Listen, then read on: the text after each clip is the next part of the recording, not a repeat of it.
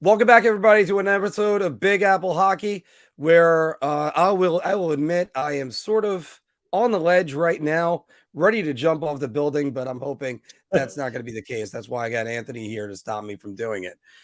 So I, of course, am your host, Mark Williams. That I actually had my graphic up, and I didn't have to search for it for a few minutes. And I am joined by the man who is also just shaking his head this week for a different reason, Mr. Anthony LaRocco. Yeah, some really unexpected news the other day. It's just dumbfounded. Honestly, did not see it coming.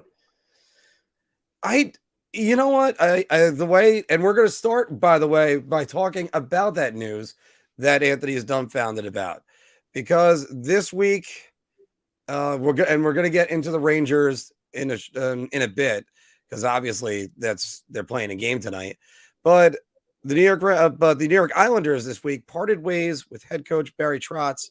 I had a video on that with my reaction to that, and I kept on saying I can't wait for Anthony to break this down with us. He is here, obviously, to do that.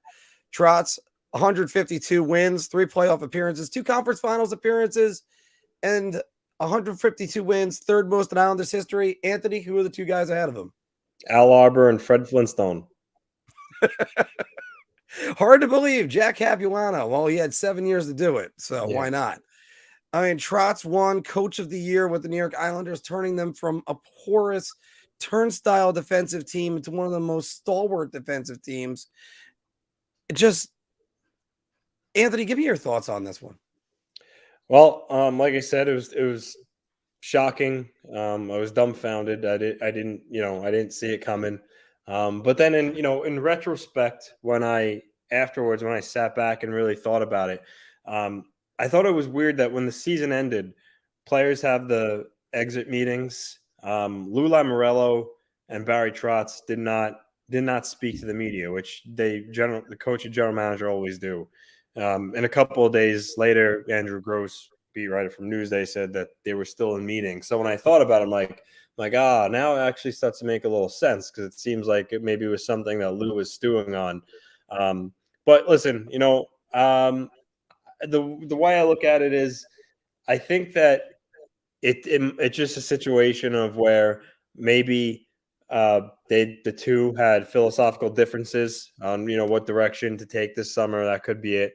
I mean, Lou Lamoriello, as you know, he doesn't give much. In his media conference after the news came out, he just simply said that he thought that the players needed a new voice, which to me is a little telling. I mean, he denied it, said he hadn't spoke to any players, but I can tell you right now, every player meets with usually the coach and the general manager. Sometimes they do it together, but they definitely talk. And I think maybe as Lou was talking to some players during the exit meetings, he might have gotten some intel or information that he read between the lines on. Because, look, I don't think anybody came in there. Like, for instance, I don't think Brock Nelson went into his meeting with Lou and said, we don't like Barry Trotz anymore. I think it just might have been some comments from questions that he asked and how they responded with. And like I said, he pieced that together and maybe felt that, the players needed a new voice, like he said. So, listen, how do you slice it? Trotz, the Hall of Fame coach, one of the best coaches of all time. He brought respectability back to the franchise, along with Lou, of course. Employed his defensive first system. So, like, again, it's something that I don't think any Islander fan saw coming, or really anybody in the hockey world. But Lou Lamoriello is a guy that he's a no nonsense guy, and I said this to Islander fans who were a little upset, and I said I get it, but I said let me point this out to you. How many years did we have Gar Snow as a general manager where essentially he held no one accountable? There was losing season after losing season, and it was almost like it was accepted. He didn't can anybody. He didn't do any of that. Lou Lamoriello, one bad season by Trotz, and he was gone. I think that just goes to show that Lou doesn't accept losing. It's not part of his culture. It's not part of his philosophy, and he doesn't stand for it. Now, with that said, you could, some people are saying, okay, well, then maybe place the blame on Lou because he constructed the roster, which is fair to an extent. But to that, I say is now reserve judgment, because now after this firing of Trotz, now Lou is in the line of fire, because now he's going to hire a new coach, and he's going to make changes to the roster this offseason. So if they still fail next season, then yes, sure, you can point your ire towards Lou and blame him. But for now, I give him benefit of the doubt. He's Hall of Fame general manager, one of the most respected men around the league. So if he felt that, the Islanders needed a new voice, I mean, who am I to say that, he's wrong or he made the wrong choice? He's been around. He knows what he's doing. I mean, you pointed out, look what he did with the Devils. He fired, who was it? He fired Robbie Ftorek when they were first place a few days before the playoffs, before the season ended. Replaced him with Larry Robinson. And then they went on to win a cup with Robinson. So, the man knows what he's doing. I know Trotz was like I said, he was well respected. The fans loved him. But at the end of the day, you got to give the benefit of the doubt to Lou right now.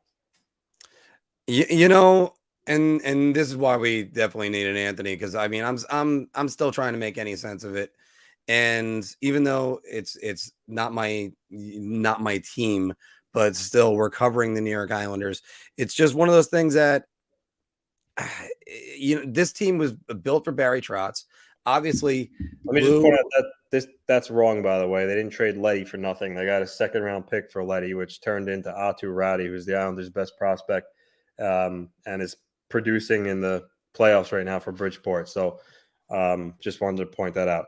But but Taves was one of those guys you kind of looked over and went, the Islanders missed Taves. They kind of wanted him to stay, but they were in a cap crunch. Yeah, there's no doubt the Taves trade stings right now, but they're in a cap crunch, and he had, I guess he felt that at that time Nicoletti had 2 years left on his contract, and I guess it was harder for him to trade Leddy, easier for him to trade Taves. So, I mean, there's no way around it. That trade sucked. That trade, even though they got 2 seconds for Taves, that trade hurt.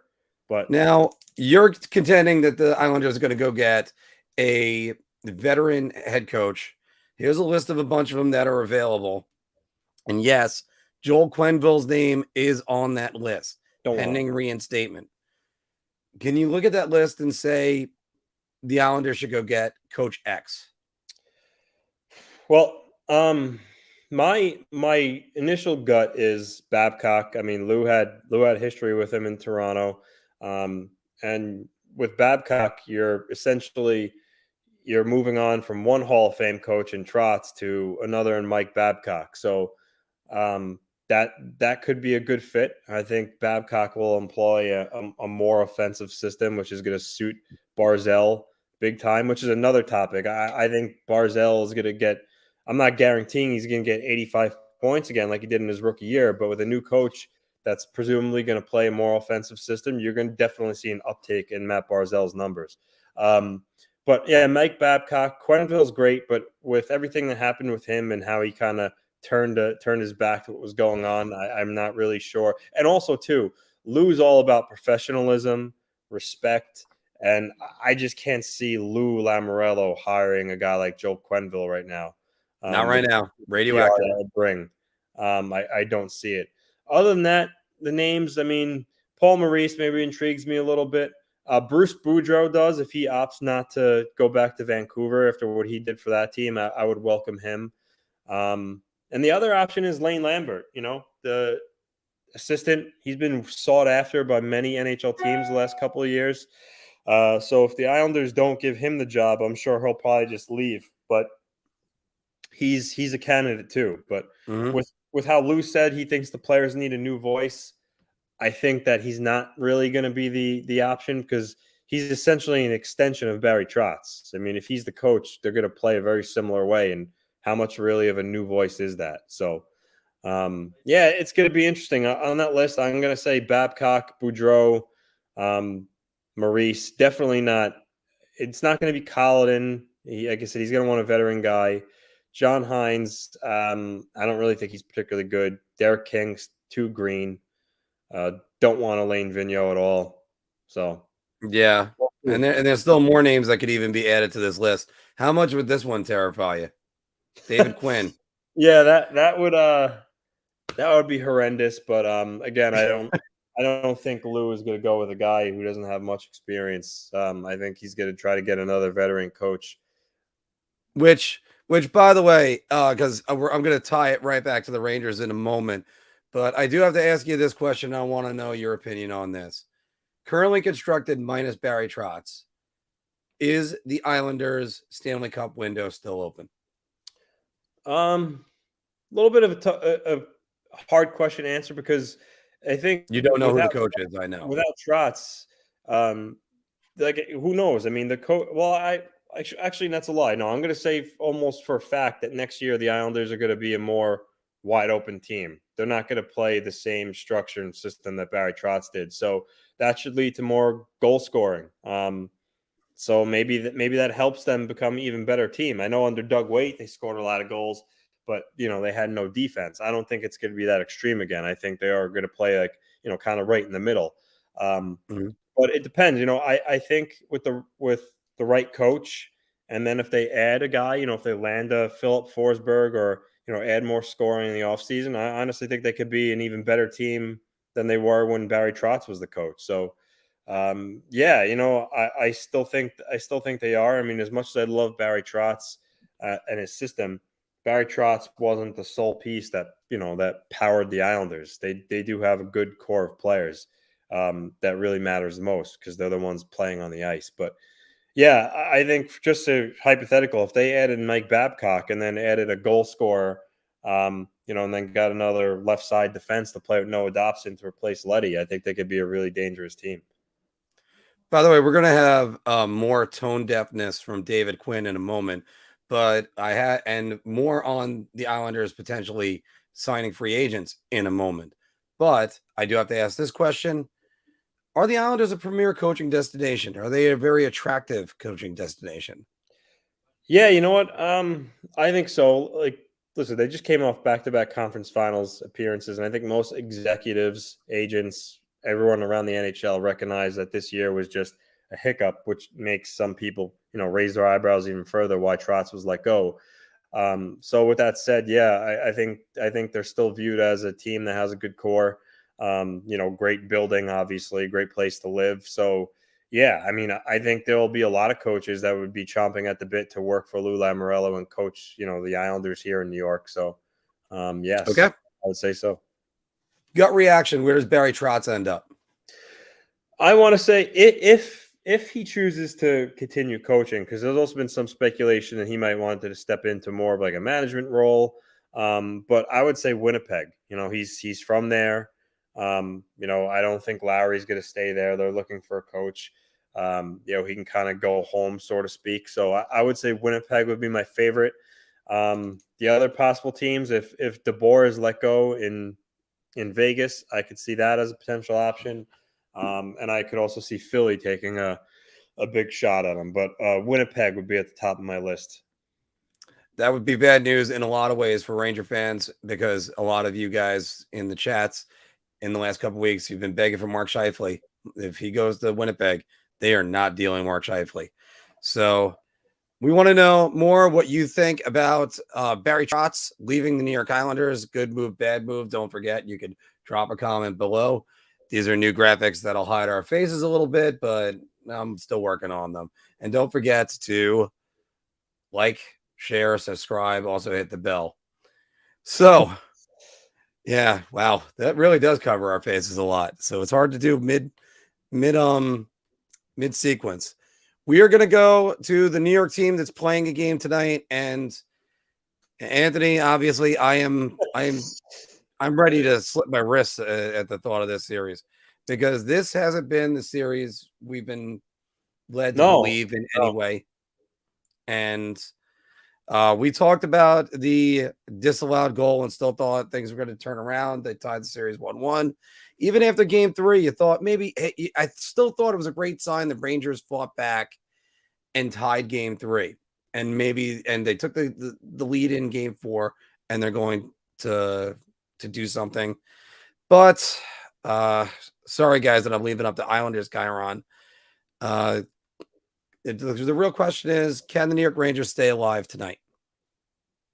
Yeah, they're at home. I think so. I think winning the series is going to be a little hard. Coming back from 3-1 is difficult. But Yeah. I mean, I think they could, win the game tonight without question. After all, Louis Domingue, I can't believe that he's getting wins, but I mean, with him in goal, you never know. I mean, his true colors could kind of come shining back there, who he is at the core. But the Rangers just have to play. They just have to play a harder game. They got to play a desperate game because that's what they are right now. They're desperate. They lose, they go home. So you know what? For me, though, I think the key is Mika Zibanejad has to earn that contract that he's going to start getting paid next season because he's got no goals so far this playoff series. He's got 4 assists, so I think 4 points in 4 games. You look at it and you're like, oh, point per game, and that's fair. But I mean, you need him to score. You need him to score, plain and simple. Their best players need to be their best players. And right now, that's not the case. I mean, Adam Fox, I mean, he looks – I know Ranger fans, Nemeth is a whipping boy, and rightfully so. But Very rightfully so. Adam Fox really hasn't been playing that much better than Patrick Nemeth, to be totally honest with you. He's looked a little lazy on some of his efforts in the defensive zone. The Jake Gensel goal in Game 4, for instance. Yes, out of place. So yeah, he needs to absolutely be better as well. And then there's Igor. I'm a little concerned for you guys because I think goaltending is a mental game. It really is. Actually, before you say that, Ant, yeah, I sent this into the group chat for you, and I said this to you guys yesterday, but he looks gassed mentally. Yes. And if you look at his numbers, I'm going to bring up, and I put it in yesterday, the Henrik Lundqvist 2005-2006 season where he was great and his goals against doubled and his save percentage dropped by 100. These are Igor's numbers after 53 games as well. And it's just a stark thing. And I'm beginning to think it's not an aberration. I think he's gassed. Yeah, not to cut you off, but, he played in that game 1, overtime, 79 saves.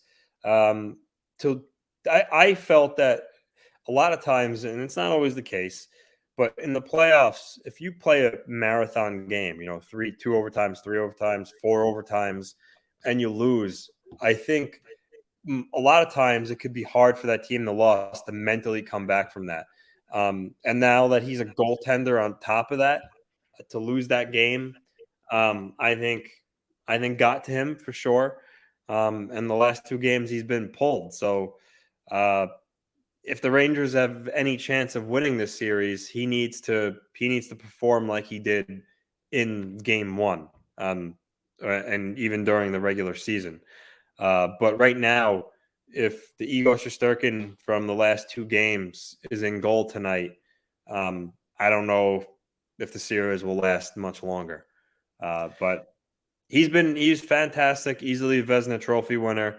But he's looked like a different goalie since Game 1. It's where it leads me to ask this question: do you start Georgiev? No, you gotta start your future Vezina winner and your number 1 guy. If Gallant started Georgiev tonight and they lost, he'd be putting his job in jeopardy, frankly. Mm-hmm. And it was already announced that Shesterkin was starting, but that would be suicide. Well, we do have a lot of fan clamoring saying you got to go with Georgiev, especially when you're making the argument that Igor is gassed and such and such. But I still maintain Igor is the future of this franchise, and he's going to have to learn. You got to keep riding him out there. And you know what?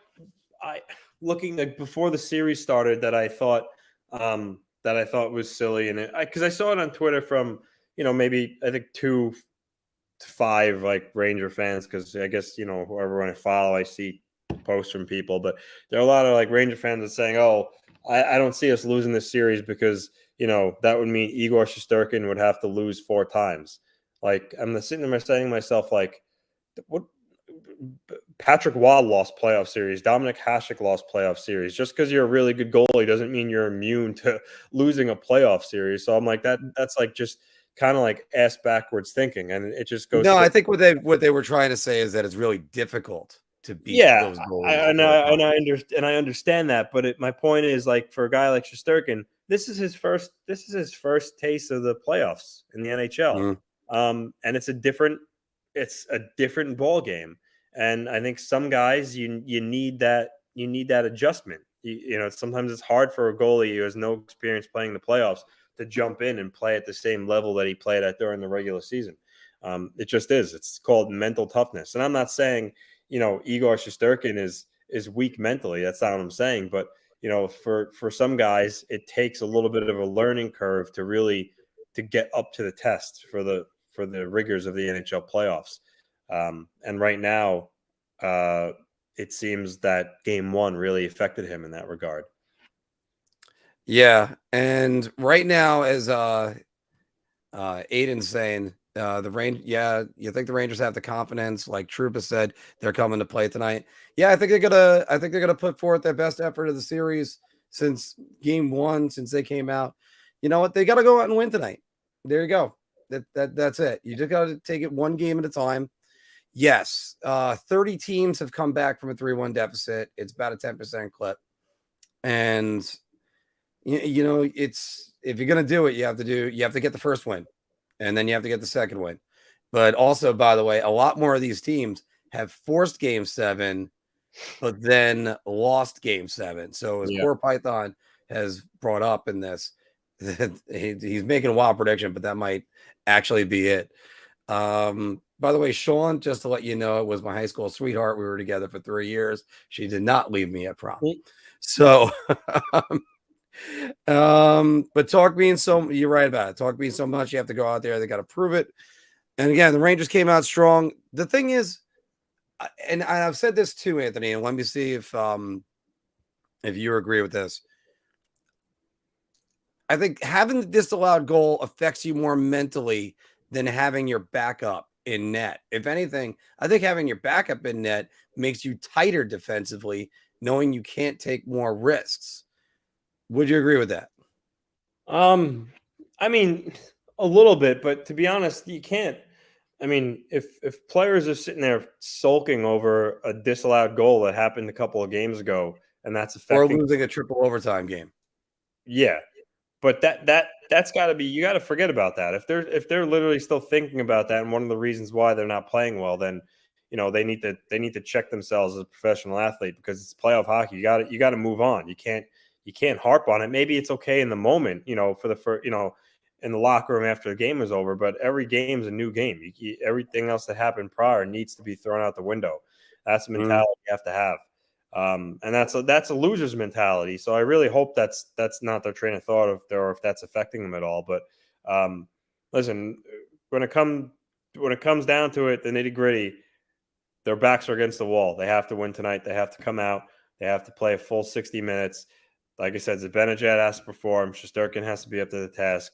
Panarin needs to be Artemi Panarin, and Adam Fox needs to play like he's a Norris Trophy winner. So, and they need to find a way to slow down Crosby's line, because right now they don't have an answer for Crosby or his line. Which is actually going to be an important topic when we do the bar talk in about like 2 minutes. But that's why I think there is one player you could say goodbye to soon enough. And they're using Mika Zibanejad as the matchup center. He is very much miscast in that. You guys I understand. I understand him. Yeah, go ahead. You guys want to borrow Adam Pelech for the rest of the series? I would rather borrow JG Pajot, because he would definitely annoy the hell out of Crosby and Malkin, and it would be over. And that's where I thought Andrew Kopp was going to come in, but right now they're using him as the second line right wing. And not to knock Andrew Kopp, he's done a great job, and I really hope the Rangers re-sign him. But that's why there's going to be changes next year. And if you're Chris Drury, I think you're gonna focus on a couple more things. And again, by the way, Tyler Mott not being in this series, Barclay Goodrow not being in this series, Sammy Blais not being in the series. There's a lot of reasons why they're not there. Now, by the way, as Rick, what you're saying before, Did Trouba mean that they didn't come and play other nights? Yeah, I understand, and I kind of had a little chuckle when you said that. Obviously, they're pros; they're coming to play other nights, but he's trying to rile up the fans. He's trying to rile up the teams, and a lot of times you get into situations like this where the Rangers win tonight. Let's say they go to Pittsburgh, and then they go, "Oh, hey, tonight's our game 7." Yeah, you're going to have a game 7 after that. You're going to have to save some of that energy. I always love that expression. It's sort of like a baseball, straighten it out when you foul it off. It's like straighten it out. It's a pop up to the pitcher if you do that. So come on. By the way, 67% of you that are voted in have said that the New York Rangers are going to win tonight. And if that's so, then there might be another post-game show because I'll be doing one tonight. Hopefully not after a triple overtime where I'm blasted at the end of it. Anthony saw the video about that. It was, thank God, we need to post that. Guys, so share more of your thoughts on the Rangers tonight. Obviously, I'm going to reuse these a lot. I might have to fix them for later. Drop a comment. Don't forget to like, share, and subscribe. Anthony, we are going to do some bar talk, and let's get that out and get that ticker out of there. All right. We're going to do some bar talk. Guys, we're going to go around the league and talk also a little bit more Rangers Islanders right now. I'm going to take a shot on this one. I'm going to say beer. I'm buying everybody around on this. Oh, my God. And I know I've said it before, but I'll say it again. When Philk does come back on camera and you see that video again, you're going to be like, where did the rest of the guy go? Yeah, he's looking good right now. Yeah. Everybody, he's been working hard at the gym too. All right, but welcome back to Big Apple Hockey Bar Talk, where we gauge our confidence on NHL topics based on our choice of drink. Are you so confident you're buying everybody around? Do you just like so you want a beer? Or, oh my goodness, I need a shot. I got no confidence in this. So, Anthony, I'm going to go right to something I just alluded to a moment ago. The New York Rangers should let Ryan Strome walk. Round. I think they should re-sign Kopp, put him in the third C slot, and then look for a trade for another top 2 center, mainly, Mark Scheifele or someone else that may hit the market. I think that would be the best move for the Rangers overall, and I think that would improve their center depth a lot and make a more dangerous team. For instance, Benajad, Scheifele, Kopp down the middle is a lot better than what they would have if they keep Strome and Kopp. So, round, I think Strome definitely had good chemistry with Artemi Panarin. There's no doubt about that. And he's a good player. But if you moved Ryan Strome to the Buffalo Sabres or the Ottawa Senators or really, any other team that didn't have like a high-end elite player on his line, he wouldn't produce nearly to the point he is. So I think he's a product of Artemi Panarin. So definitely I would let him go and look for that upgrade via Mark Scheifele or someone similar. Well, first I'll address Mark Scheifele. If you're going for more defense, Mark Scheifele isn't the answer because I can't, as much as I rave how much I love Mark Scheifele. But on the other hand, then maybe you can use Mika Zibanejad in that shutdown role specifically. I'm definitely buying around on this. I have never been a huge Ryan Strome fan. I've given him credit for what he's done as a New York Ranger. But the Rangers need to go out and get a bona fide 3C that is a matchup center and will cause other top centers fits. Because right now, this is why I'm not killing Mika Zibanejad on this. He's miscast in this role. He was miscast in this role basically his entire career. Is he a far better defensive center than what we want to give him credit for? Yeah. But he doesn't win faceoffs. He's about I think he's about like 43%. And the Rangers need guys that are going to win faceoffs. And they got to go and find a guy that can at least go up against the other team's top line. Because right now, who are you matching up with? That matters so much in the playoffs. Mm-hmm. I can't say how much that matters. Think about the 2014 New York Rangers. Well, first off, you had a line of Brian Boyle, and Dominic Moore, both of them can win a face-off if they needed to. It didn't even matter who their third wing was, the third forward of that line was. Usually it was Derek Dorsett. But this team, and when you didn't have them out there, Brad Richards was still capable. Derek Brassard was still capable. Derek Stepan was an excellent defensive center. But it's just, no, move on from Ryan Strome. You can get something. And by the way, you're going to have to take his money and spend it on Andrew Kopp anyway, and it leaves you extra money left over because Ryan Strome is definitely asking for $6+ million. So we're going to go on from there. The New York Islanders are a premier free agent destination. Anthony. I'm going to go round, and I'm basing that off that article in The Athletic I saw a couple of months ago I told you guys about, where agents were polled on, what teams they try to direct their clients to. And the only teams ahead of the Islanders and Rangers were the Canadiens and the Maple Leafs. So, it's New York. It's close to the city, a new arena, Long Island, beautiful place to live. If you have a family, beaches, it's got everything. High class, high end facilities with Northwell, their practice facility. And then a well-respected front office with Lou Lamoriello. So, Trotz going doesn't really change that. So, round, we'll see how Lou does this offseason when he takes a swing at Philip Forsberg, assuming he reaches unrestricted free agency. And I'm still going to go round. I really wanted to change my opinion on this based on who the coach is. But if you tell me the Islanders get Mike Babcock, then it's still right there for me as a player.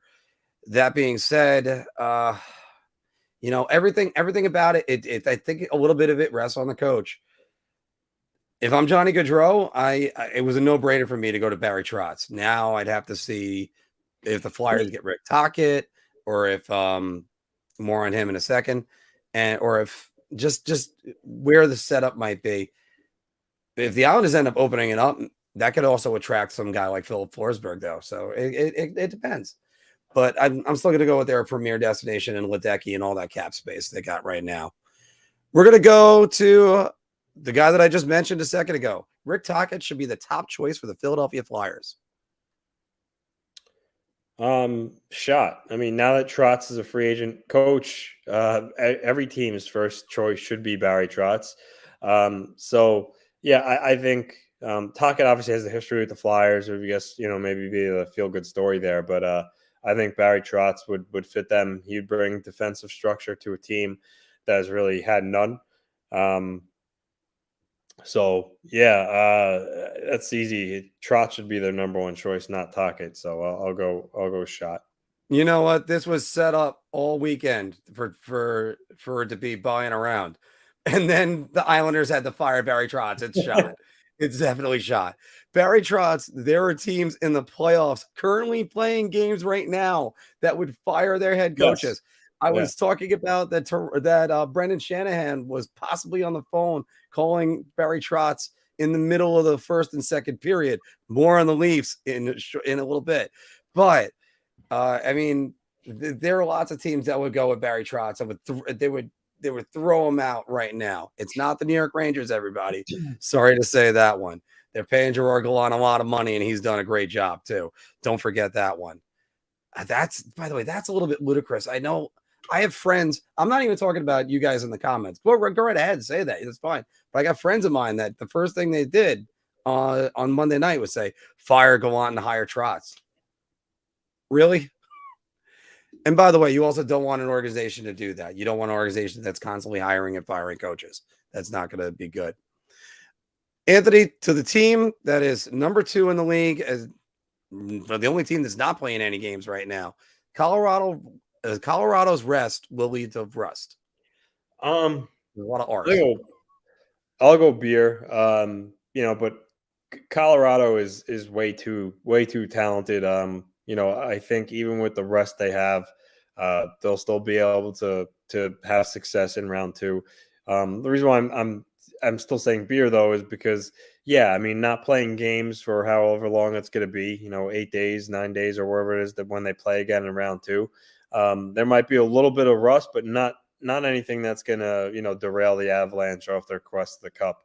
But it might, like I said, that game one, they might have a little rust in, when round two starts. But, because it happened to the Islanders when they swept Pittsburgh in 2019, they were off for, I think it was like 9 days until they started their series with Carolina, and then they got swept. And I think that long layoff kind of, derailed the momentum. But this Avalanche team is a much better team, and I think nothing will be able to stop them from, cruising to the Stanley Cup Finals. So, By the way, David, I have the bag still to put over my head, and I hope I'm not going to use it tonight after the Ranger game's over. But talk it. But there might be a little bit of rust, but this is exactly what Colorado needed. Now they're going to be healthy. So I guess I forgot if I even put up the shot. It was a shot for you? Oh, I said beer. Oh, beer. Okay. So there. Oh, that's right. I did put up the beer, but I'm gonna go shot for me because you know what? Those guys.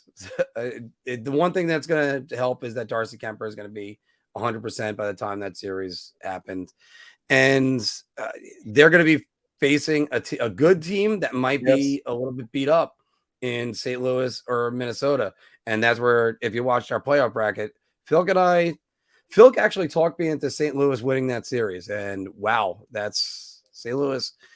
They're looking pretty good, and they're down Pavel Buchnevich. Not down. He hasn't scored a playoff goal yet. That's what I'm trying to say. But speaking about Colorado, and by the way, Colorado completed the sweep on Monday. Speaking about Minnesota and Tampa Bay, I did it again. Speaking of Minnesota and the Blues. Minnesota should turn to Cam Talbot to force Game 7. Shot. Yeah. Fleury's the guy. He has the experience. I mean, I don't think he's the reason why they're down 3-2 necessarily. You stick with your horse. I got to go shot too. One guy's got 3 Stanley Cups. He won one. He's made it to the finals 3 different times. And just him personally, he's got playoff experience galore. Absolutely not. And the goals last night, I don't think any of them were particularly his fault. The Tarasenko second one, he was screened. The Tarasenko first one, he was uncovered. The O'Reilly goal was a rebound. No. And also, Cam Talbot is not going to Hall of Fame. Hate to break that news to everybody, but no, it's definitely not. So that's a quick one for us. We're going to move right on to Washington's missed empty net may have saved Florida Stanley Cup hopes. I'll start this one for you, Anthony. I'm buying around on that one. And I understand now there was an argument on TNT about that, where a lot of guys missed net and all the guys were yelling at Rick Tocchet. Rick Tocchet said, no, you shoot for the empty net. And the ensuing face-off comes back with the goal he pulled. Garnet Hathaway missed the empty net. Sam Reinhart ends up tying the game, and they win in overtime. But you go for the empty net to end the game. I have no problem with that. I would have tried banking it off the boards and trying to give it time so that way maybe it slows down and it's not an icing. That's what you also try to do. And yes, players do practice that. So that's just what I think. No matter what, they missed the empty net icing, and it kept Florida's Stanley Cup hopes alive. Yeah. I'm going to go beer just because even if, let's say, he hits that and they go up there 3-1. I mean, I know the Rangers down 3-1. It's not a good spot to be in, but out of all teams that can come back from a 3-1, I think it would be Florida because they have the firepower to do it. But yeah, I get what you're saying. You kind of missed the empty net and then, face off in their own end, bam, tie game. So it's easy to connect the dots there. But I just think that I wouldn't go as far as saying that it, saved Florida's cup hopes, because I think even if they lost that game, they still could have ended up winning the series. But don't get me wrong, it definitely helped the Panthers' case, that's for sure. I get what David's trying to say. It's like whenever I put the shot icon up, it's right over your face. Yeah, I've apologized about that for weeks. I want to fix it, but on the other hand, it is kind of funny. Uh, however, it works better when there's three of us because then it's not in front of anybody's face. All right. Going on to, did you watch the Edmonton LA game last night? I watched a portion of it. Yes. Wow, I can't believe that game went to overtime. Yeah. But it did, and then Mike Smith is actually keeping Edmonton in this series. I mean, I'll give him a little bit of credit, beer, but I still think if they had a better goalie, that the Oilers could probably win this series somewhat easily. I think Mike Smith, they should have moved on for him last year. They brought back the same exact goaltending duo, which to me was a little ridiculous because it's not like they won the cup. You know, they fell short of their goal, and you bring back the same goalies. I don't know. I don't get that one. But yeah, he's for his age, he still makes some good stops. He's not horrendous, but I think again, if they had a better goalie, they'd go further. I got to give him credit too. I got to go beer, and he played really well last night. He's also made that misplay in game 1, which kind of led to a goal. It's just, yeah, I don't get why they were so high in this goalie tandem. Partially because Peter Chiarelli put him in a bad spot. Yep. Hey, I'm gonna re-sign Mikko Koskinen for 4 years. Oh, okay, you're fired. You should have told us that before you did that. Yeah. But I mean, they lost 3-2 in overtime. Partially, their offense got him back in the game. Draisaitl on the power play with minutes remaining to tie it, and then a minute and a half in, Adrian Kempe gets his second of the game. Yep. Just wow. And this is the reason why these playoffs this year have been absolutely fantastic. Every single series except for 2. Let's be honest. The Colorado one was a runaway, and the Rangers Penguins have not lived up to their end of the bargain. Moving on to the other Metropolitan Series. Boston, Carolina will not have a road win.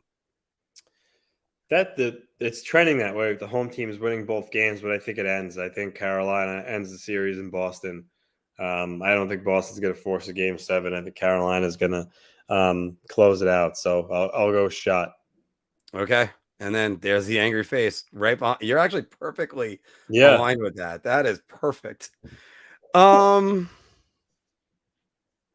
gonna go buying around. I'm gonna go the other way. I think Boston wins game 6, and then Carolina, whatever they drink before they get on the ice in Carolina, it is just amazing. They dominate everything. They stifle the other teams. I did say originally Boston in 6, but they can't solve the goal. Speaking about not being able to solve a backup goaltender, Boston they've been able to do it. So I haven't been able to do it, but they've been able to do it in Boston. So we'll go with that one. And by the way, all home wins for every single team in that series. It's great that I put all these extra chyrons in, but then I end up forgetting to bring them back up. And then, of course, really the game to talk about. And I still can't believe that I'm talking about it like this, but the Toronto Maple Leafs playoff maturation has finally arrived. I see to you, Mr. LaRocca. Beer, because there's still time for the Maple Leafs to disappoint their fans. They're up 3-2. They've blown series leads to Boston in prior years. They've been kind of known for it, really, the last couple of years. They're in the playoffs, whether it's blowing a lead in a game or blowing a lead in a series. It's what they do. And the Lightning are the back-to-back Stanley Cup champs. You can't count them out. You can't. They're going home now for game 6. I gotta believe that Tampa Bay, the experienced team they are, they're not going to get closed out on their home ice, and that they're going to win, and that this is going to go to a game 7 in Toronto and for all the marbles. In which case, if the Maple Leafs lose, man, it's going to be the same old story, but even more so this year with just the pointing fingers and the blame. So yeah, I get it. They've looked good. They've taken it to Tampa Bay. They've been the better team this series for sure. I give them that credit, but I'm not ready to kind of crown them and say all their playoff woes are over and they turned a corner, because again, there's still time left and they're playing like I just said, the back-to-back defending Stanley Cup champions. So that's why it's a beer for me and not round. I still think there's potential for them to lose this.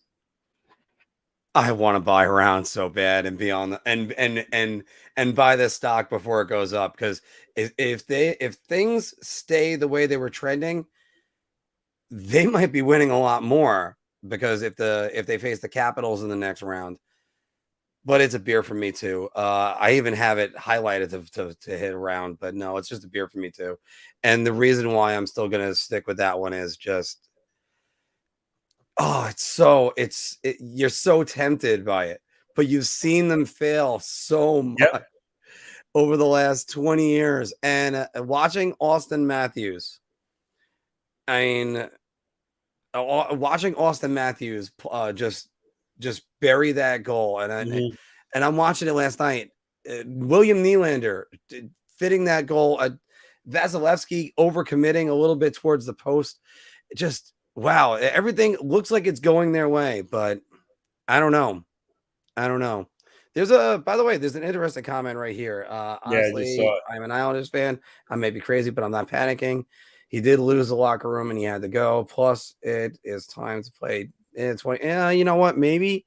And the other part of that is also the young players finally might be able to grow more comfortably, which is a bad thing. Yeah. You know what? Okay, address that. I'm on that boat. Again, Trotz was a good coach. There's no denying that. One of the best. But no one is without, kind of not being able to have blame placed on them. Listen, they didn't make the playoffs. I know none of it's really his fault, but they underperformed and Lou held him accountable. And again, as good as Trotz is, he has his moments too where he favors veteran players who really shouldn't get that much of benefit of the doubt at times. I mean, Palmieri, he finished the season strong and had 15 goals, which is remarkable, being how bad he was in the first half. But he went the first 29 games with having one goal. And he had a long leash there. And it wasn't until he got hurt and injured where he was held out of the lineup. But the way he handled Oliver Wahlstrom. Trotz had some of his warts, but again, he's not the end all be all here. I think that they could hire another really good coach in Mike Babcock or Paul Maurice or anyone else and implement their system, and they could still be a better team even when they were with Trotz. So, there's a lot of time left here to see how it shakes out, but it's not the end of the world. Yeah. By the way, THG. So that's from 12 Angry Men, your avatar, right? I just want to make sure.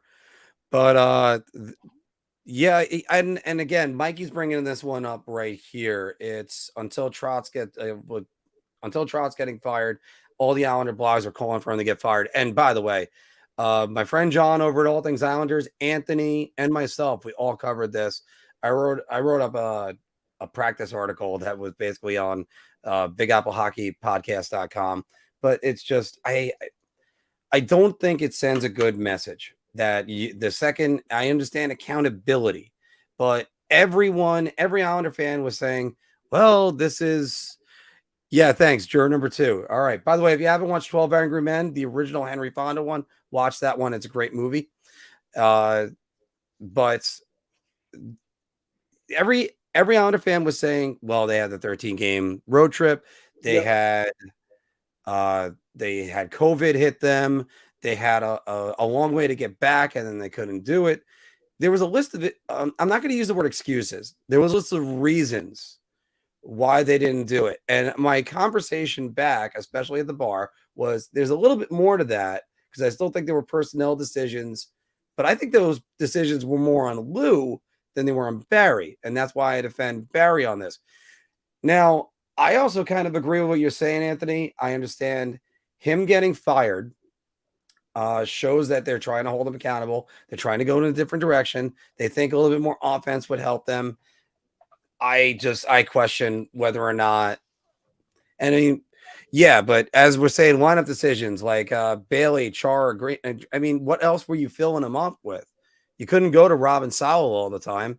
and then they Why not? put him in the minors, right?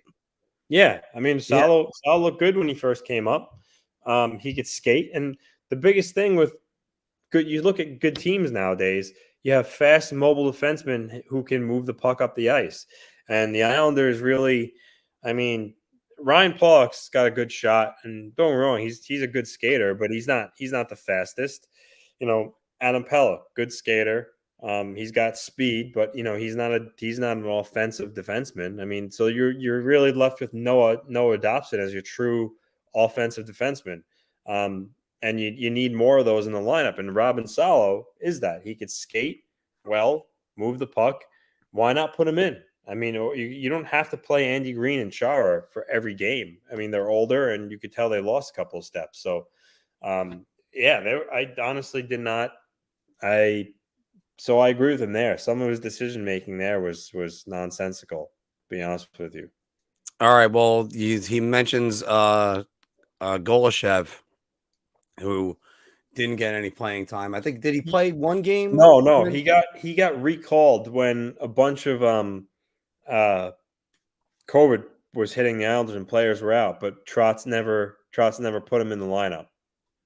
And as Mike says, sometimes you find out stuff like that. The best defenseman on the Rangers is Keandre Miller right now. Who'd have thought that? Yeah. So I also think, by the way, that's where tandems happen, where you lose somebody in a tandem. You're seeing that with Adam Fox. Adam Fox is trying to compensate for Justin Braun or not having Ryan Lindgren right there. So it's, you get tandems, they just work, and then the player ends up struggling when their guy isn't there. That's where it was kind of odd for Pelech and Pollock when they broke them up. Yeah. By the way, we're going to keep on with the questions. I just want to sign off on this. By the way, guys, so that's our Big Apple Hockey Bar Talk. And don't forget to leave a like, drop us a comment, and subscribe. And now we get to cover both of our paces. Let's see if we can both hide. All right. This is interesting. What do you think of that, Mark? Let's say the Rangers get waxed 6-1 tonight. Would you even have inkling of a thought where you'd say, okay, well, Gallant should go? I will bring that up like this. So we're going to ask Jim Dolan to pay the remainder of his contract, which is not 1 year.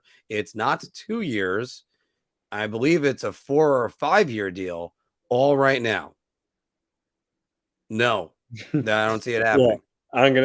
I say the same thing. Even if they were to get killed tonight, that would be ridiculous to let him go. I don't think that's not something that'd be on the table.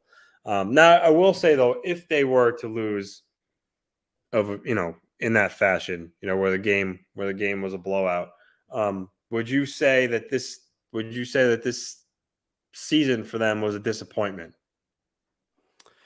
Here's the trouble with that. And by the way, Doom, thank you very much, because I want to bash my head against the wall. Saying the same lineup means Patrick Nemeth is going to play. I think Patrick Nemeth needs to go to a farm and join Old Yeller. It took me a while to get on that Patrick Nemeth train. Filk was on there when they signed him. Mm-hmm. So you could even go through our thing. It's, I don't think he's going to be in trouble. Now, sorry, Anthony, what was the question? If they lose in embarrassing fashion tonight, could Gallant be in trouble? No. Or if they just lose, would you say that this season overall, season's disappointment? Okay, I'm glad you brought that up, because here's the thing. Beginning of the season, I had the Rangers as in third place, losing to the Islanders in the first round, who were going to go on to the Stanley Cup Finals. Then everything progressed. The Rangers were the top team in the NHL at one point. It's actually not at one point, a couple different points in January. And we all saw holes in their team. They kind of lacked depth. It was a lot on Igor. It was either Kreider or Panarin scoring or nothing else. I don't think it's a disappointment overall if you ask me in September. I think it's a disappointment if you ask me right now. Because everything progresses. And right now the New York Rangers are like the month of April, they were a dangerous team. We even said it. We even said that they could be a real challenger for the Stanley Cup. And then getting beat by Carolina, maybe that reality checked us a little bit as fans. But the truth is, no, I don't think it's a disappointment. I'm disappointed now because I thought this team had a lot more potential. But the truth is, everything when I did the preview pointed towards the Rangers are better than Pittsburgh, and it wasn't even close. Now it's you lose Igor for all intents and purposes, New York Ranger fans. Igor Shesterkin is not playing in this series. I don't know who that is in net, but we'll find out if that's the same guy next year. You lose Lindgren, you lose Goudreau, you lose all your physicality that you had. Pittsburgh gets theirs back. They get back Jason Zucker. They get back some of the guys they lost. They're still missing Ricard Raquel and Tristan Jarry and Casey Smith, their first two goaltenders. So again, I still think it's easier to play with a backup because then you're gonna play tighter. It's not even their backup; it's their third string goalie. So I don't know if I agree with that. I think that's incredibly difficult. Yeah, well, if it's a matter of that the Rangers did not prep for him, that's one story. But I know, by the way, what everybody's saying, because everybody in this is saying the same thing, and I do agree with this, and I say that maybe contracts might play into this. But if he's playing Patrick Nemeth because he has to, Jared Tenorti's not the answer either, and maybe there's a reason why they haven't brought up Jones or anyone else. My thought is, even if they lose tonight, regardless of the fashion, that this season's not a disappointment, because when it comes down to it, there weren't many people overall throughout the league that had the Rangers in the playoffs as a sure thing. So the fact that they made the playoffs and had as good of a season as they did, I think, that's a win. For not making the playoffs in 5 years to get back to level there this year, that's a win. No matter how you slice it, it's not realistic for teams to be out of the playoffs for 5 years and then get into the playoffs and then go far or win a Stanley Cup. Like, I know some Ranger fans, like the playoff pool that Alex and I do, that you're in. A lot of Ranger fans pick the Rangers to go very far, and I think it's you're doing it as a fan with your heart. But ultimately, it's not realistic where you have a team that's been out of the playoffs for 5 years get back in and go all the way. It just doesn't happen usually. It's more of a progression. You get back in the playoffs, you lose in the first round. Then the following year, maybe you win a round or two, and then maybe the year after that you actually regress. Maybe you lose, you only win one round as opposed to two, and then maybe that's when you turn the corner and win a cup. So if you look at the Lightning, Mark, remember a couple of years back, they lost to Chicago in 2015. And even at that, in 2014, they lost to, I believe, Montreal in the first round. And then they missed the playoffs after that for a year. What was it? The 2017 season where they missed the playoffs, and then they came back, and then since then they've been a team that's made it and obviously has gone on to win rounds and win cups. So sometimes that can happen too. But overall, no matter what happens tonight, I would say the Rangers had a successful season for sure.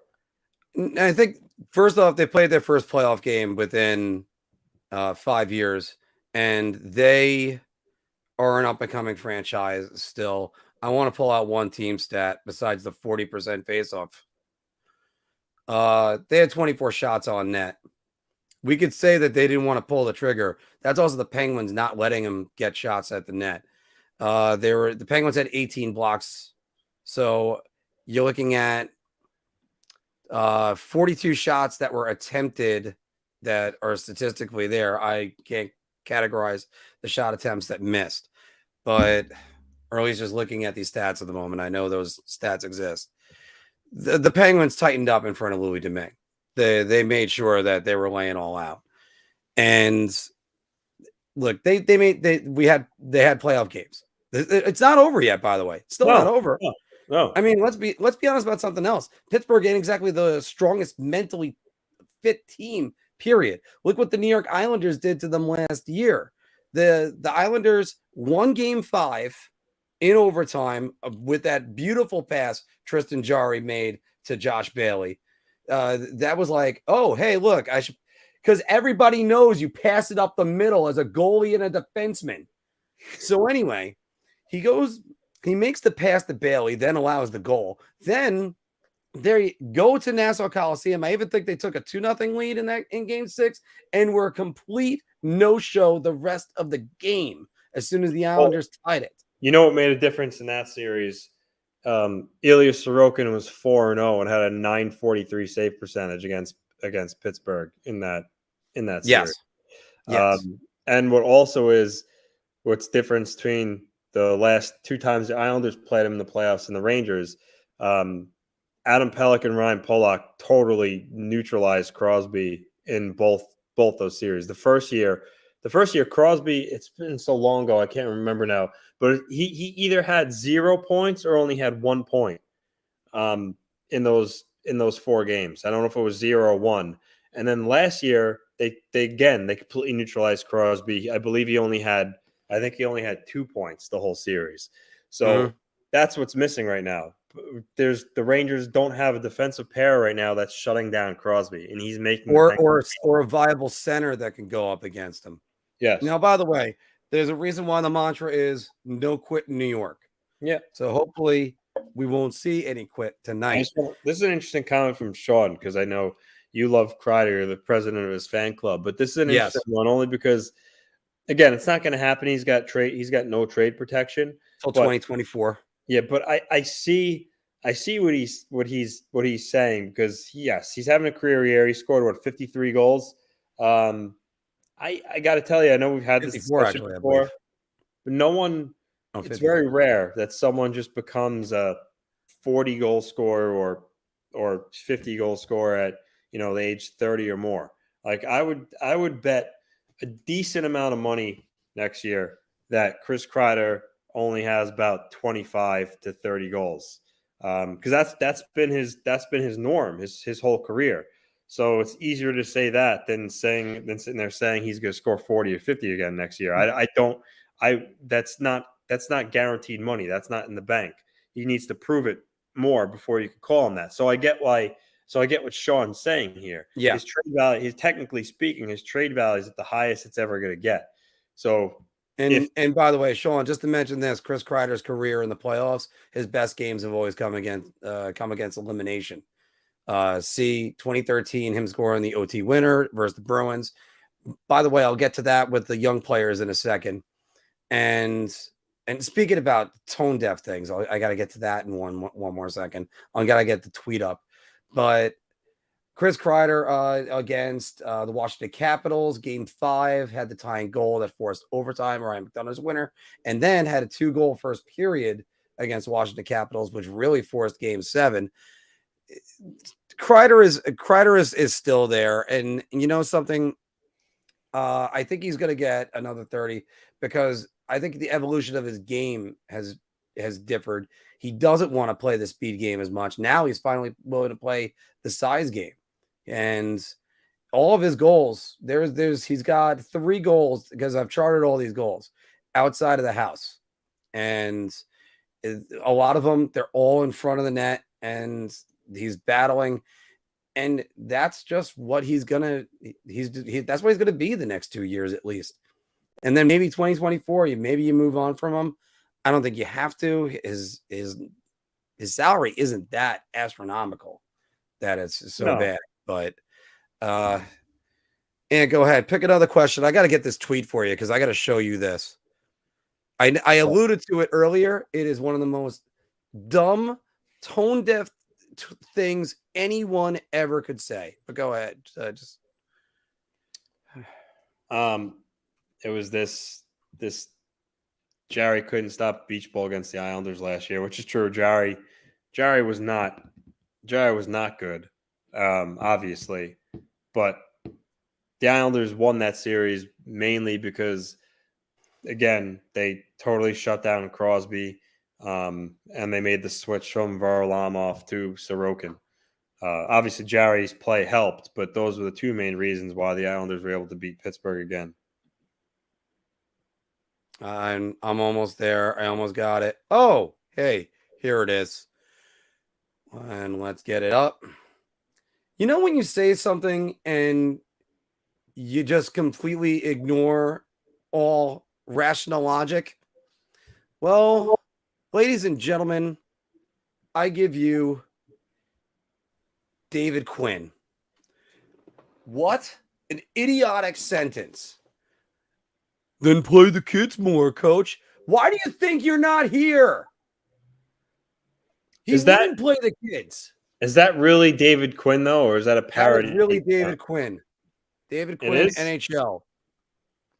That is still one of the most ridiculous things I have ever heard a guy just come right out and say.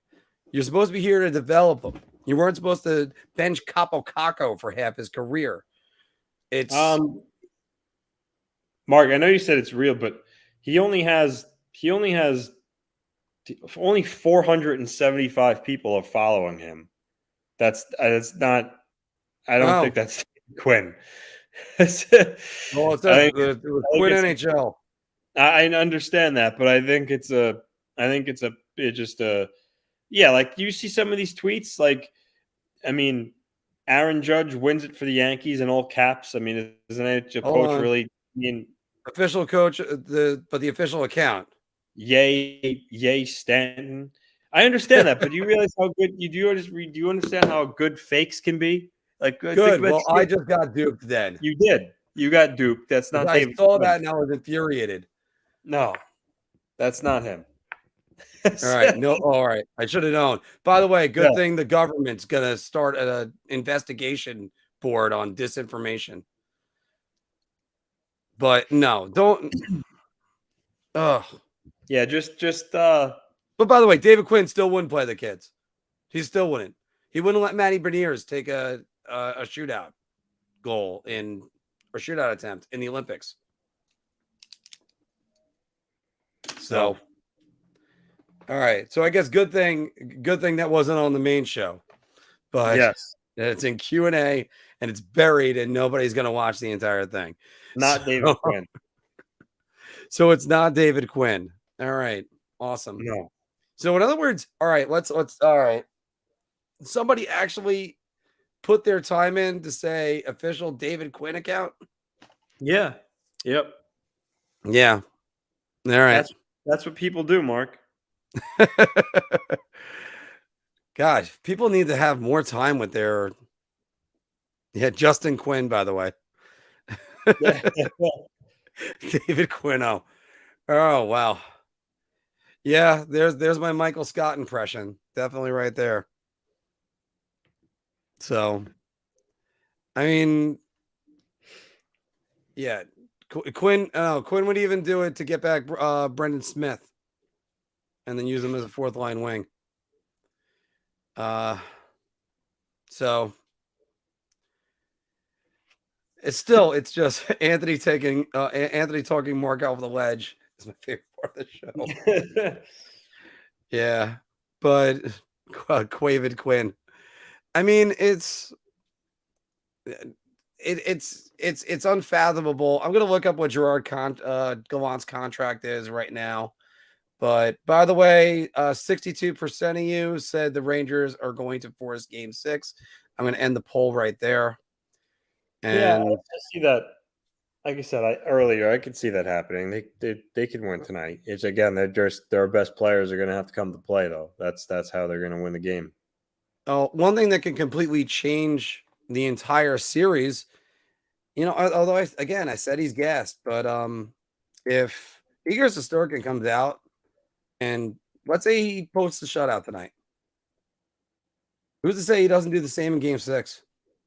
I mean, he gets hot. He gets hot. The Rangers are there. I still think there's no real reason to start Georgiev. He has not anything to do with this franchise.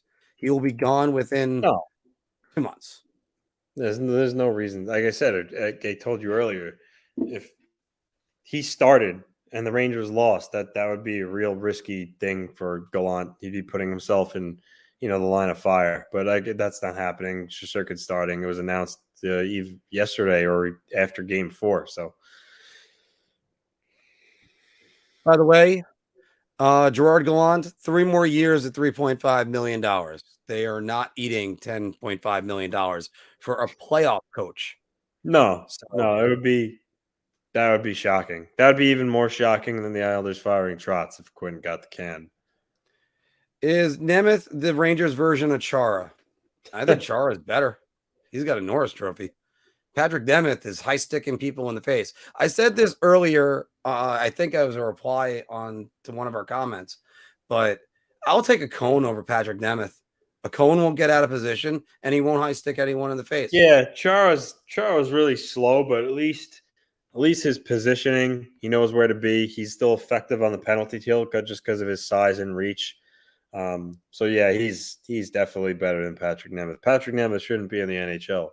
Doom, wow, that is a great new name for him, Panic Nemeth. So that is awesome. No, wrong one. That I'd pull Igor if he gives up 2. 2. Yeah. I mean, I wouldn't. So you're saying if he let up a goal in the first 2 minutes and then he let up a goal in the last 2 minutes that far apart, you'd still pull him? That would be ridiculous. I wouldn't do it. That far apart is ridiculous.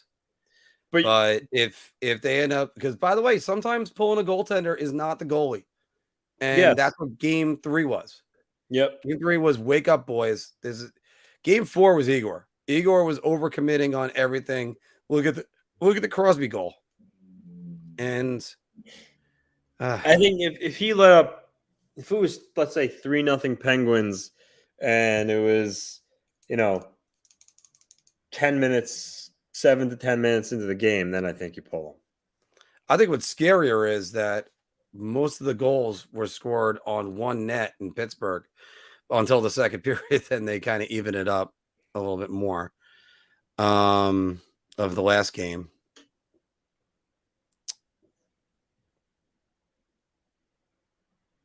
Yeah, and by the way, Chris G, you're right that you can hate Ryan Whitney, but you got to take care of the house. That's what they always say. Mm-hmm.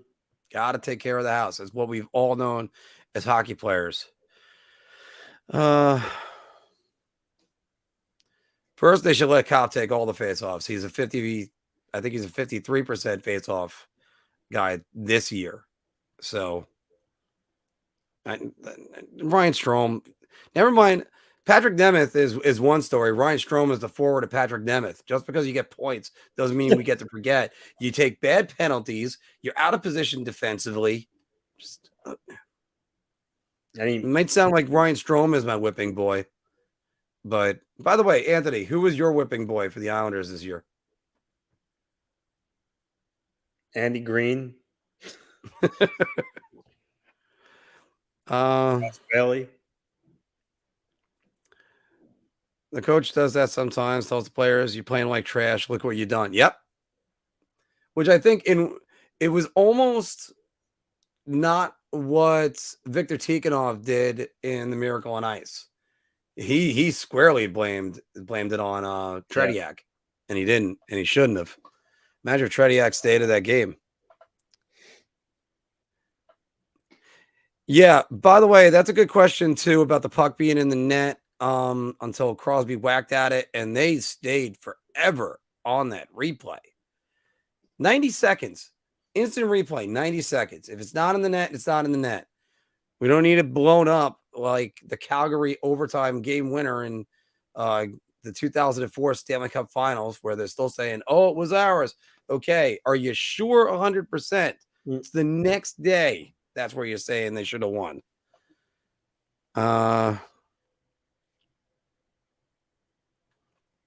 Problem is, again, who are you we putting in instead of Patrick Demuth? What I would do is I'd run 5D. I wouldn't even use Patrick Demuth on the fourth line. Or just make him sit there and watch a game. Maybe he'll actually learn how to play hockey. He's got how many years left? 2 after this? He's got 2 more years. Oof. 2 more years at 2.5. Don't worry. A team will take him. He's got an 18. He's got an 8-team no trade list. That's what I said about Thomas Hickey, and no one took him. So, Anthony, you gave me hope. You know why?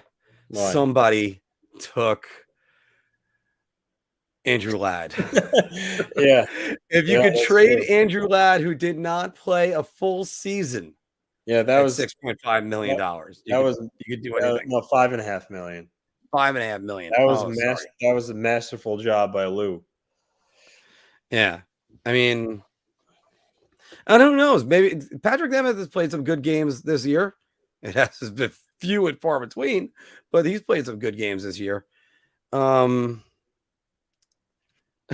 tie Nemeth to the ceiling and have the fans hit him with bats. And a Nemeth pinata. But the deep pairings: Schneider and Fox, Miller and Trouba, Nemeth and Braun. Again, yeah. Well, don't put Nemeth and Braun together. I don't know. I still take Justin Braun over Patrick Nemeth. But I understand what you're saying, David. Just use all 4 of them. Just run out 4D. I know. Yeah, it's so bad. This is so bad right now. And we didn't even actually, something, we got to talk about this. The draft lottery was last night. Yep. Devils. The Devils winning again, the second overall pick. Just getting the Chiron for it.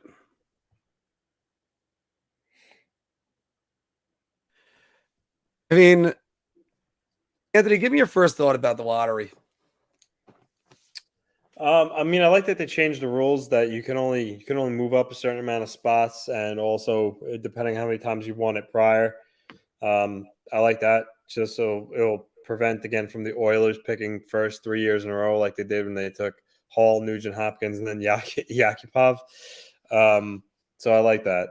But the Devils moving up again kind of sucks, but it is what it is. And again, well, the one thing I can say is at least there's not a huge draft. This isn't the Connor Bedard draft. But I do have to say this.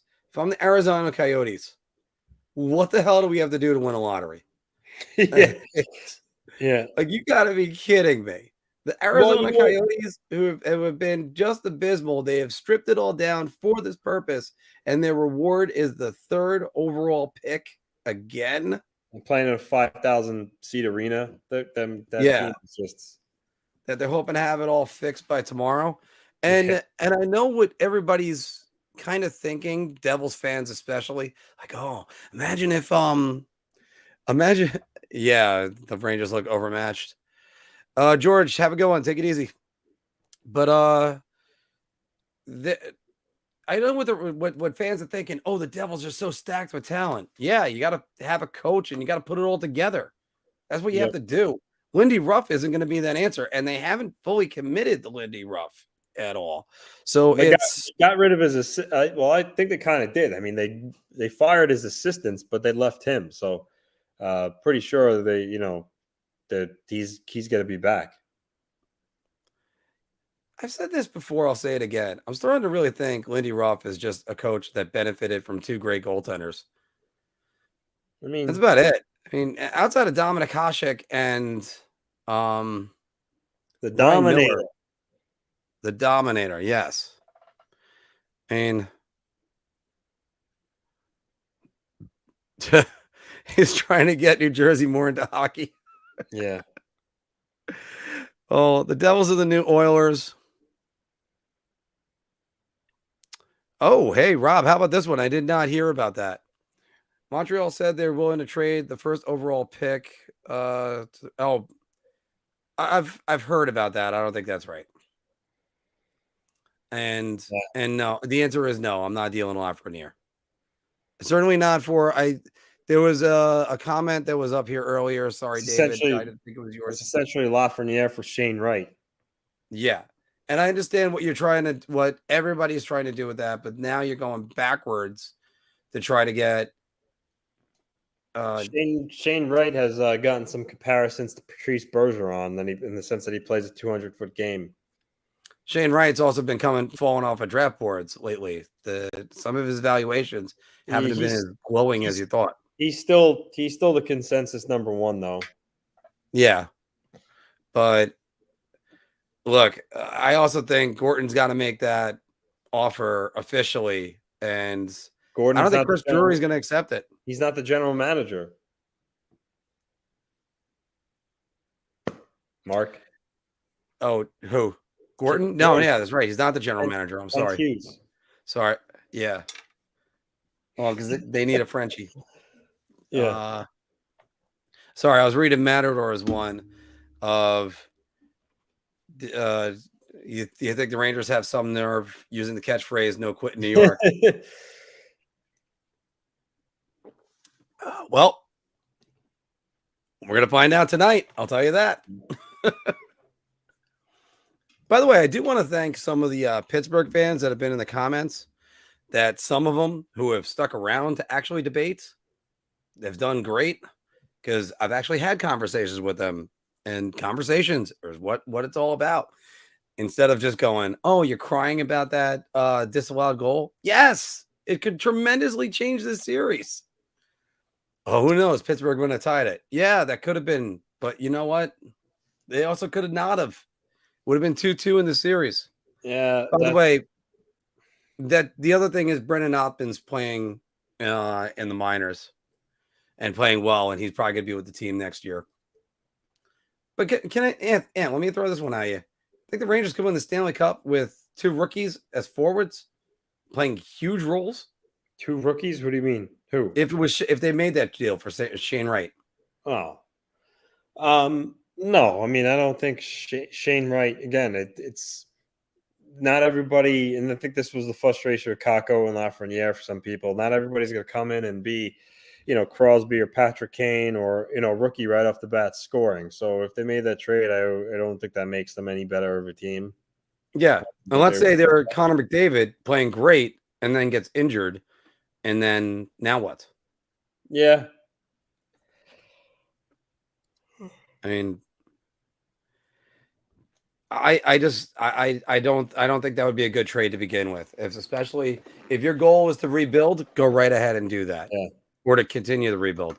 I think the rebuild's over. I think now you got to build. Yeah, no, definitely. Be a contender. This, regardless what happens in the series, this is a pivotal offseason for the Rangers because they clearly need to improve their team. I think defensively, I think they should let Strome go, get a true second line center, move Cup to the third line spot. I think those should be their priorities. And get a better backup. Move on from Gorgiev. Yeah. Get a backup that's a professional for starters. Yeah, Igor Chance. Oh, at PNC Park. Yeah, wow. I saw that too. Oh God. Yeah. The Rangers cap situation at the year ends. I think I was talking with Statboy Steven. I think it's about $6 million they have free, and that's before they get rid of, say, Georgiev and Strome, but still they have to re-sign Andrew Kopp, so that's going to go right back. I'm not even, and again, I'm not trying to say, I'm not killing Zibanejad, not saying he's a first-line center, but I do have to say this. If you're using him as a first-line center and and you're also using him as a matchup center, he's doing 2 jobs. He's miscast. Yeah, Rangers have $6.3 million of cap space going into the off season, and that includes Ryan Strome being off the books. Yes. Okay, yeah. I mean, part of the problem was, and we went over this, and it was a good laugh that I had with him, but it was the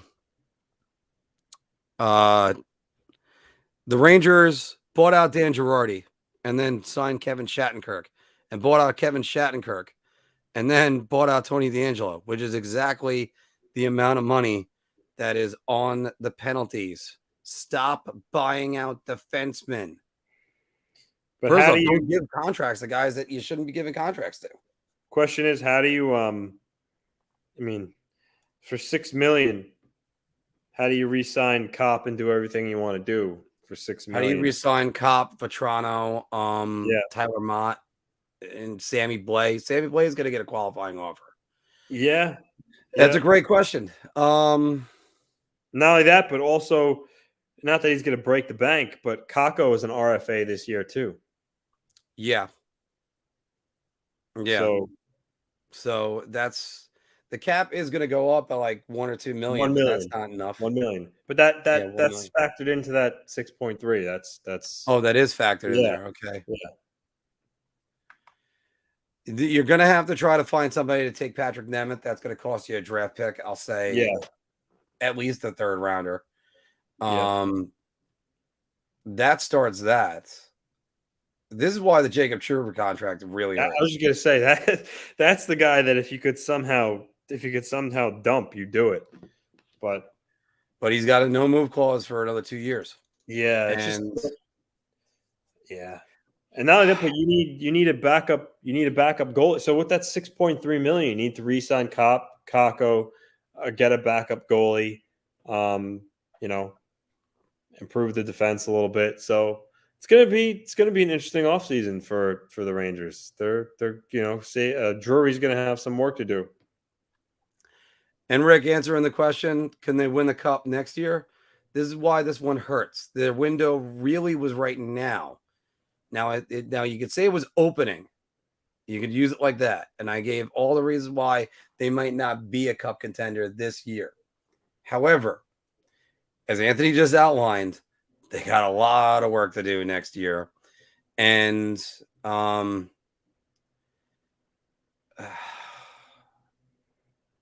don't know. I don't know. I mean, there's a lot of teams that are in that position. Carolina is going to lose Tony DeAngelo. I don't know what they do with their goaltending. Niederreiter and Trocheck are free agents. There's 2 more. There's going to be a dearth of good quality free agents. I don't know. Now, by the way, there's also lots of other factors that go in there. Are other teams going to take a jump? Are the Islanders going to come back? Is Pittsburgh still going to hold their window open? This might be Pittsburgh's last run because a lot of their guys are free agents too. Letang, Malkin. They got a lot of free agents going out. I think those guys are going to come back, though. I don't see them playing anywhere else. Malkin could always go back to Russia. I think that's always in there. I think Brian Rust is the free agent that I think they might have to lose if they want to bring back Letang and Malkin. Zibanejad signed to an extension. He's going to be on. Yeah, they're not moving him after signing that extension. Yeah, you got it up right now, right? It's 8 years at 8.5. Hold on. Is it Zibanejad? Yeah, 8.5.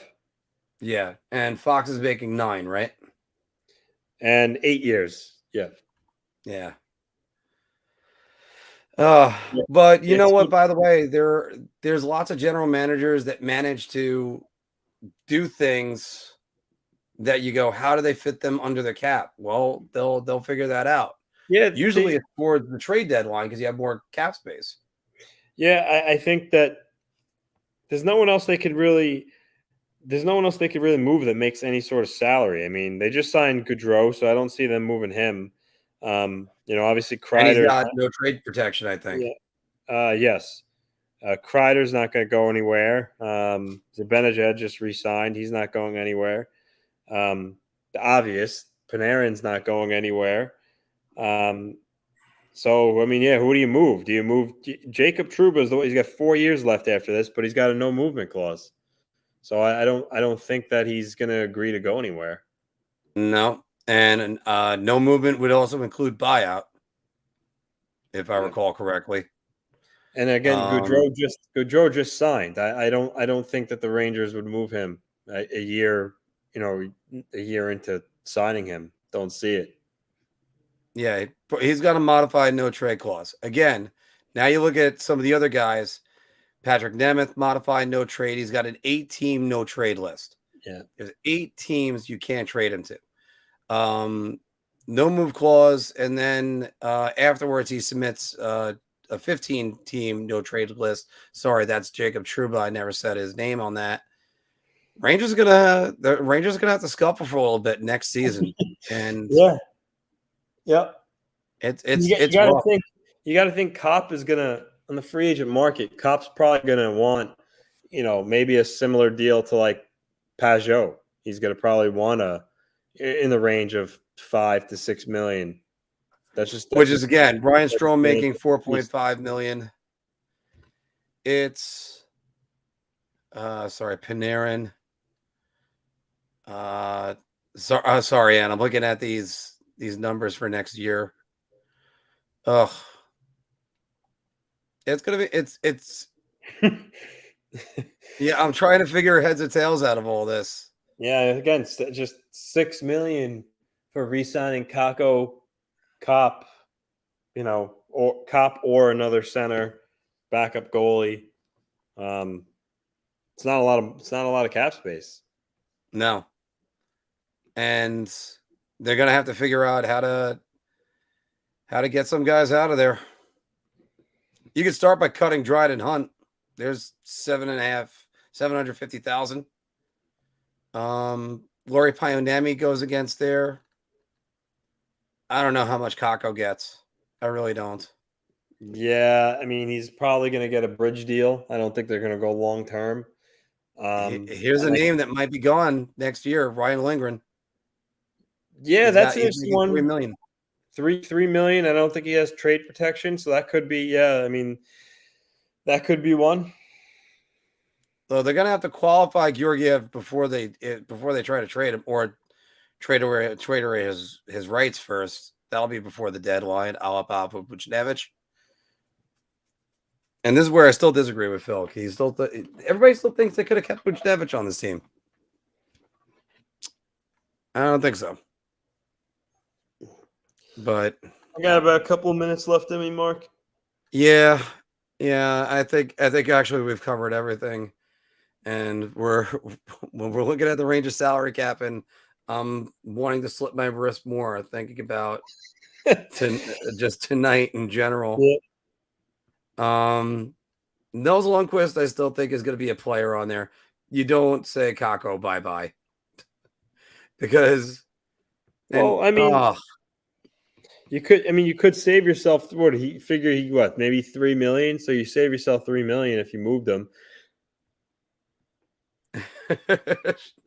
Sean, I'll drink the Kool-Aid after you.